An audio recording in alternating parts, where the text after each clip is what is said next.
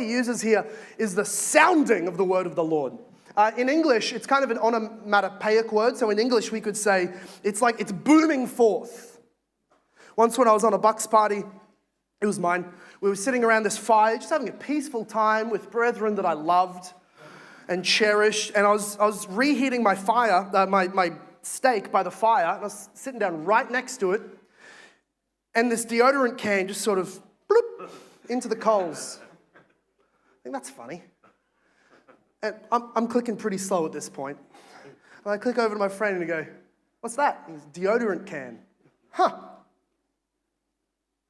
Dropped my steak, sprinted as far as I could. I got about 5 meters before the loudest bang I've ever heard exploded behind me like a Vin Diesel, Jason Statham. I was not walking coolly away. I was running like a girl, probably screaming also. And it was pitch black other than our fire. These coal embers just spread across the sky like fireworks, landing on top of me and then becoming this landmine that I couldn't stand on. But the boom that went forth wasn't just a single explosion. It boomed and then it echoed across the mountains. We were in a valley. It was going back and forth on the mountains and I could hear it going further away from us. This is the booming of the gospel from Thessalonica. It exploded and it echoed and it spread and it kept on going without losing volume. It's what Paul is commending to them. So when we read the New Testament, an evangelistic church, though small, though young, though unimpressive, though persecuted, is commended to us. Or we can look, for example, at Acts chapter 19, which says in verse 10, and we're going to look at Acts chapter 19 in more detail next week. Acts chapter 19 in Ephesus, Luke says of Paul's ministry that all the residents of Asia heard the word of the Lord.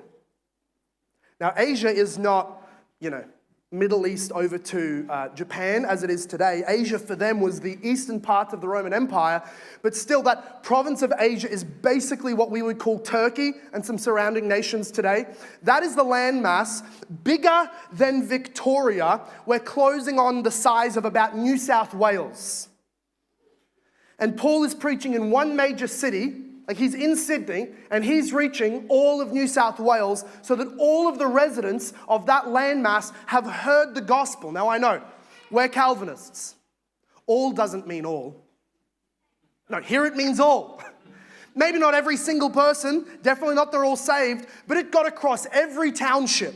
Any city you go in that entire area, you go, just show of hands, has anybody heard of Paul and the Christians in Ephesus and the gospel they preach? Some hands are going up in every town council meeting across the entire province, and this is commended to us. We also see that in the New Testament, a rebuke is handed towards failure or fear of evangelism. Failure or fear of evangelism. So fear of evangelism, even young Pastor Timothy has to be gently goaded forth and rebuked from his natural timidity to speak the word and suffer for it. He's told by Paul, do the work of an evangelist, suffer. But we also see even more pointedly and painfully in Revelation chapter 2, when Jesus writes his letter through John to that church in Ephesus, that had at first been so evangelistic, so intentionally soul-winning, that it saw churches planted and people across the whole province reached with the gospel. Years later, Jesus would have to write to them and say, I have this against you. You have abandoned the love you had at first. Remember from where you have fallen, repent, and do the works you did at first. If not, I will come to you and remove your lampstand from its place. That's meaning I'm going to remove your church from the world unless you repent. A lot of people hear first love and they think that's when you first get saved and you're super in love with Jesus and you're intoxicated with your affection. It's a great thing. That's not what Revelation 2 is talking about. Because he defines the love by the works they did. He says, return to your first love, which was the works that you were doing. Return to them and do them, or I'll close you down as a church. Tell me, what was the church of Ephesus known for in their earliest days?